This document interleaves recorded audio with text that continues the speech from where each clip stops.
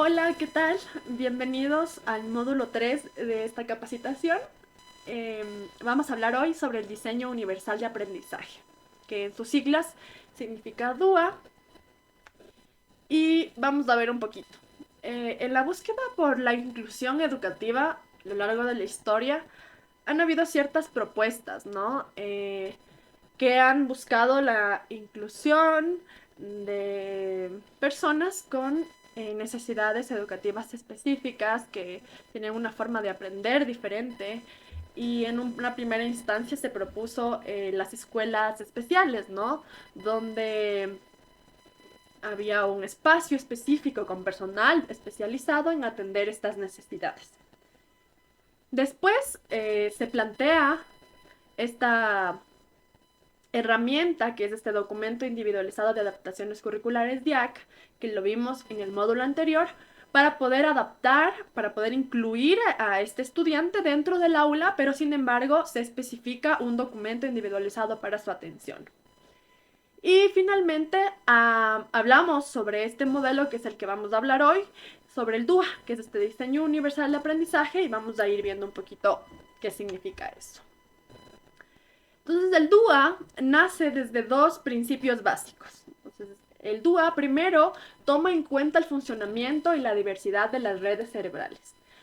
Entonces, hablamos aquí de una parte de neurociencias que toma en cuenta el DUA porque va a tomar en cuenta cómo las redes cerebrales se activan frente a diferentes partes del conocimiento. Entonces, por ejemplo, como ustedes pueden ver en este pintado verde, esas son las áreas del cerebro que se activan cuando nosotros estamos hablando de partes afectivas. Cuando hablamos de reconocer, pues se activa toda la parte cerebral que está pintada con rosa, y cuando hablamos ya de cosas estratégicas como de soluciones, de planificación, es la parte prefrontal, que se denomina pues la parte lógica, la parte azul. Entonces, en base a esos principios, el DUA va a tomar en cuenta estos principios para poder diseñar para poder hacer este diseño universal de aprendizaje, y también va a tomar en cuenta la parte digital. Estamos ya en una era completamente globalizada, la pandemia nos ha dejado mucho pues este tema de las herramientas virtuales que ayudan al aprendizaje. Entonces aquí también se van a tomar en cuenta medios digitales para personalizar el proceso de aprendizaje. Entonces, estas dos cosas forman este diseño universal de aprendizaje, que tiene tres principios. Primero, va a proporcionar múltiples formas de representación. El siguiente, múltiples formas de acción y expresión. Y finalmente tenemos un tercer principio que se va a enfocar en las formas de implicación. Entonces ya lo vamos a ver en las láminas siguientes, a ver qué se refiere a esto. Entonces, en el primer principio, que eran las formas de representar, aquí nos propone que una de las pautas de este principio sea proporcionar diferentes opciones para percibir la información, ¿ya? Entonces, yo aquí estoy pensando, por ejemplo, en los estudiantes que requieren formas alternativas, auditivas y visuales para presentar la información. Es un diseño inclusivo porque yo, además de dar la información al resto del grupo, estoy tomando en cuenta la parte auditiva y visual de un estudiante que quizá no sea como la adecuada. Entonces, cuando yo represento la información, tomo en cuenta este principio. También, una pauta, segunda pauta, es proporcionar múltiples opciones para el lenguaje y los símbolos, ¿de acuerdo?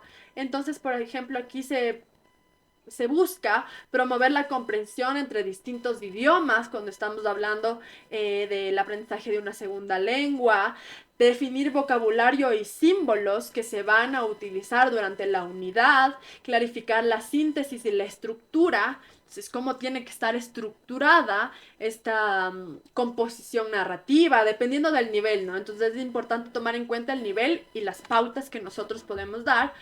Y el otro principio es proporcionar opciones para comprender la información. Entonces, yo, para comprender, puedo utilizar un montón de cosas. Puedo, por ejemplo, activar conocimientos previos que vieron el año pasado, ustedes en su casa les ha pasado, entonces conecto con conocimientos previos y lanzo el contenido. o pues les ayudo a identificar idea principal. O sea, de todo esto, ¿qué es lo importante? ¿Qué es lo esencial? Entonces, aquí es como varias formas en las que nosotros podemos hacer como esta guía, por ejemplo, mediante el teatro, mediante videos, mediante mapas conceptuales, como buscar formas para que los chicos puedan comprender esa información. Ahora vamos al principio número 2, donde vamos a hablar formas de acción y expresión. Entonces, para poder actuar y expresar la información, yo puedo proporcionar múltiples, variados medios físicos de acción. Entonces, yo puedo evaluar no solamente como en una hoja, en un papel, sino por ejemplo, como ustedes ven, la cajita de huevos, estoy trabajando con Teo, con los niños de primero de básica y reconocimiento de números. Entonces, en estos, los botones tengo que ir según el número que me dice. Estoy haciendo una forma de acción y expresión del conocimiento distinta, pero igual de válida. Eh, por ejemplo, esto de emparejar, de contar. Y aquí también es ofrecer diversas posibilidades de interactuar con los materiales, ¿de acuerdo? O sea, no solamente centrémonos en el libro, en lo que dice ahí en el cuaderno, sino que hay múltiples formas de expresar el mismo contenido, pero con una forma de expresión diferente. Luego tenemos también el proporcionar diversas opciones para la expresión y hacer fluida la comunicación. Entonces, aquí, por ejemplo, utilizar múltiples formas de comunicación, no solamente pues el lenguaje hablado, quizá hay un niño con un problema, un trastorno del lenguaje, entonces utilizo pictogramas, entonces es una forma diferente de comunicación, diferentes niveles y grados de apoyo en el aprendizaje. ¿Qué es esto? Es importante porque en un primer momento quizá es un contenido súper complicado para el niño. Yo aquí les he puesto una tabla pitagórica, no sé si la conocen, pero es buenísima para las multiplicaciones, porque por ejemplo yo quiero saber 2 por 2, entonces me ubico en el 2 y en el 2 busco los dos números, tanto horizontal como vertical, y les uno. Y encuentro la respuesta, 4. Entonces aquí yo voy incorporando grados. Entonces en un primer momento el niño no puede las tablas, esta es una herramienta. Después quizá le doy otra herramienta diferente. Después quizá ya solo con los dedos y finalmente se las aprenda. Entonces poder tener eso es bastante importante porque le da al niño diferentes opciones para expresar y hacer la comunicación del conocimiento fluida. Luego también, cuando hablamos de proporcionar múltiples formas de acción o expresión, vamos a trabajar la parte de función ejecutiva. ¿Qué son las funciones ejecutivas? Es la capacidad que nosotros como seres humanos tenemos de poder organizar nuestra conducta para poder llegar a un fin.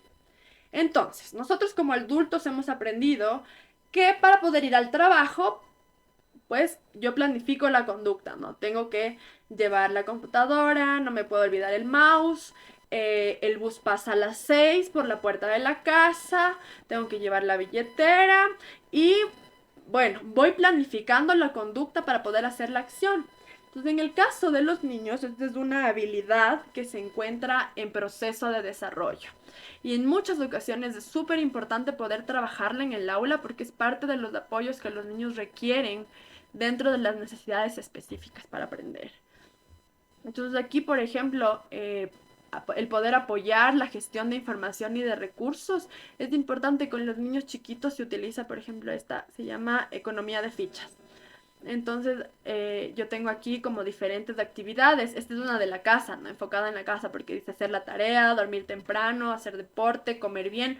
Entonces, el lunes, el martes, yo voy a ir valorando cómo está haciendo esa ejecución, esa parte ejecutiva de lo que tiene que hacer. Entonces, es un niño independiente que ya sabe, es un niño que le cuesta. Entonces, esto se puede adaptar también al aula, ¿no? Es un niño que recoge sus materiales, sí. Es un niño que pone en el puesto las cosas después de usarlas. Sí, es un niño que ejecuta la actividad dentro del tiempo, sí o no. Entonces, ir dando ese apoyo en la parte ejecutiva. Esta técnica del semáforo es buenísima también porque trabajamos con colores y tiene que ver con este parar, pensar y actuar. Igual que el carro, ¿no? En rojo paro. En amarillo tengo que estar como pendiente porque en cualquier momento cambia. Y el verde me dice pase. Entonces, con esto los niños pueden ir trabajando también la parte ejecutiva cuando estamos hablando de relaciones sociales, ¿no? La parte emocional. Entonces, la tolerancia a la frustración. Paro, pienso, actúo. Entonces es un apoyo importante justamente para este tema y los checklists, ¿no? Como poder hacer un seguimiento de los avances. Entonces yo veo que Juanito empezó como muy descoordinado, poco preciso, bien disperso, pero le estoy viendo que se engancha, que de las 4 actividades en 2 ya se queda quieto. Entonces ir haciendo como esto es parte del proceso de función ejecutiva. Luego tenemos el principio 3, proporcionar múltiples formas de implicarles a los chicos en el aprendizaje. Entonces aquí ya es captar el interés. Y para eso vamos a necesitar justamente poder ver como la parte de optimizar la elección individual y la autonomía. ¿Qué quiere hacer el niño? O sea, como de todas las opciones de aprendizaje, ¿qué le llama la atención? También es importante qué relevante, qué valor, qué auténtico es de eso. Y también minimizar la sensación de inseguridad y de distracciones. Entonces aquí como las rutinas son súper importantes porque nosotros clarificamos mucho este tema de inseguridades, de qué va a pasar después. Entonces cuando el niño tiene claro que después de esta actividad viene esta y al final viene esta, entonces el niño sabe lo que hay que hacer y así también estamos promoviendo mucho el interés porque él ya tiene una secuencia de las acciones. Luego, pues en la parte de los principios 3 tenemos también opciones que van a ser importantes trabajar para mantener el esfuerzo y la persistencia en la tarea. Entonces aquí es importante que nosotros como docentes podamos resaltar la relevancia de las metas dentro de ese contenido de aprendizaje, cuáles son los objetivos de ese aprendizaje, también validar los niveles de desafío y de apoyo, ¿no? Entonces veo que este niño necesita mucho más apoyo para poder ejecutar este contenido. Hay otros en los que más bien yo les pongo desafíos más altos para que se sientan motivados y se esfuercen un poquito más. También fomentar la colaboración y la comunidad, como que todos compartan ese sentimiento de hay que hacer esto, esforcémonos, como la siguiente clase nos toca esto, entonces como es importante esta parte y la retroalimentación orientada. Entonces yo como docente retroalimento, ¿no? Esto estás haciendo bien, orientada al trabajo de los niños. Entonces, mira, esto podría ser así. Es como muy enfocada al trabajo de los niños para que ellos sientan que su esfuerzo está valiendo la pena. Aquí también nosotros vamos a trabajar la parte de autorregulación, que esto es algo que les cuesta un montón a los chicos, porque no se regulan. Emocionalmente tampoco hay una buena regulación emocional. Y es importante aquí, por ejemplo, promover expectativas y creencias que optimicen la motivación. O sea, ¿qué yo espero de él? Y cuando aquí es importante y un ejemplo que a mí me gusta poner es el de, estamos en una competencia de animales. Vamos a pensar que estamos en una competencia de animales y tenemos compitiendo al mono, tenemos compitiendo a un pez y tenemos compitiendo a un elefante. Los 3 animales están en una competencia y el objetivo es poder llegar a la copa de un árbol. Entonces yo quiero que ustedes piensen cuál de los 3 animales, el mono, el pez o el elefante, llegará primero. Entonces, obviamente el mono cuenta con toda la habilidad para trepar árboles y va a ser el primero en llegar a la copa del árbol, que obviamente el pez al salir del agua pierde el oxígeno que necesita y no llegaría, y el elefante pues tiene un peso demasiado elevado, es un animal muy grande donde no tiene como mucho control de los movimientos, entonces a eso se refiere con las creencias que motiven al estudiante. Yo no les puedo medir a todos por la misma regla. En- Porque yo no puedo decir que la evaluación o la forma en la que yo voy a motivar va a ser una parte, bueno, parte de las pautas de aplicación tenemos también al principio 3 que es parte de estas formas de implicación, y aquí vamos a trabajar la autorregulación, donde nosotros vamos a buscar que los estudiantes se encuentren motivados y que las expectativas que nosotros como docentes podamos poner frente al contenido sean reales, ¿no? Y que podamos facilitar niveles graduales de apoyo. Entonces, estamos aprendiendo todo lo mismo, pero quizá hay un determinado estudiante que necesita un apoyo un poco más individualizado para poder dar para poder responder de una manera adecuada. Entonces es importante que nosotros como docentes tengamos presente esto y también aquí el desarrollo de la autoevaluación y reflexión. O sea, ¿cómo me fue? Revisé, ¿qué hice? ¿Qué estuvo mal? ¿Qué debía hacer? Entonces, promover esto también es parte de la autorregulación. Esta imagen es bastante importante porque aquí podemos relacionar el diseño universal de aprendizaje, que son los principios que acabamos de ver, con la taxonomía de Bloom. Entonces, tenemos, por ejemplo, el primer principio, que estaba relacionado con la representación de la información y responde a la pregunta ¿qué? Entonces, está dentro de una etapa inicial del conocimiento y aquí lo que se va a buscar principalmente es todo lo que tiene que ver con la comprensión y con la parte de recordar, ¿ya? Entonces este es un nivel de procesamiento inferior. Por eso es inicial, como la primera parte de lo que nosotros estamos representando la información. Luego en un segundo principio tenemos la parte de acción y expresión que responde a la pregunta del cómo. ¿Ya? Entonces aquí ya vamos a trabajar la parte del desarrollo de este contenido y aquí lo que se va a promover es el análisis y la aplicación, ¿de acuerdo? Ya es un nivel de procesamiento de nivel medio, ya se espera un poquito más y finalmente tenemos el principio 3 que es la implicación, cómo el estudiante se implica, el por qué. Entonces aquí ya es una parte de cierre de este proceso de conocimiento donde se va a evaluar y aquí lo que se busca es que el estudiante cree y pueda evaluar el conocimiento y esto ya corresponde a un nivel superior. Entonces así es como los niveles que nos presenta la taxonomía de Bloom se relacionan con los principios del diseño universal de aprendizaje cuando nosotros hablamos de planificar.